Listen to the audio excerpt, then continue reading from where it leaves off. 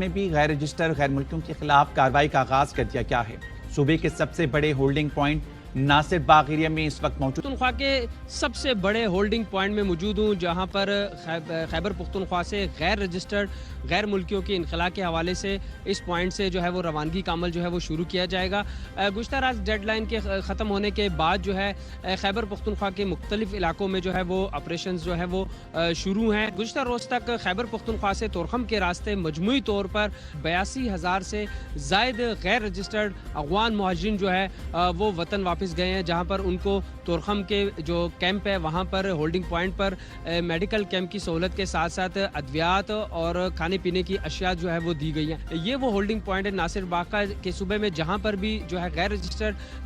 افغان مہاجرین کو جو ہے وہ ان کی پکڑ دکڑ ہوگی تو ان کو یہاں پر لایا جائے گا اور یہاں پر پھر قافلے کی صورت میں تورخم کے ہولڈنگ پوائنٹ پہ جو ہے وہ منتقل کیا جائے گا۔ یہاں پر نادرا کی ٹیمیں بھی موجود ہے، فیڈرل انویسٹیگیشن ایجنسی FIA کی ٹیمیں بھی موجود ہیں۔ غیر رجسٹرڈ جو افغان مہاجرین ہیں ان کو وہاں سے پکڑنے کے بعد یہاں پر لایا جائے گا تو ان افغان مہاجرین کی یہاں پر رجسٹریشن عمل کرنے کے بعد تورخم لے جایا جائے گا۔ اب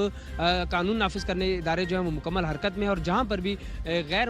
قانونی طور پر افغان مہاجرین مقیم ہیں ان کے خلاف گہرا تنگ کیا جا رہا ہے۔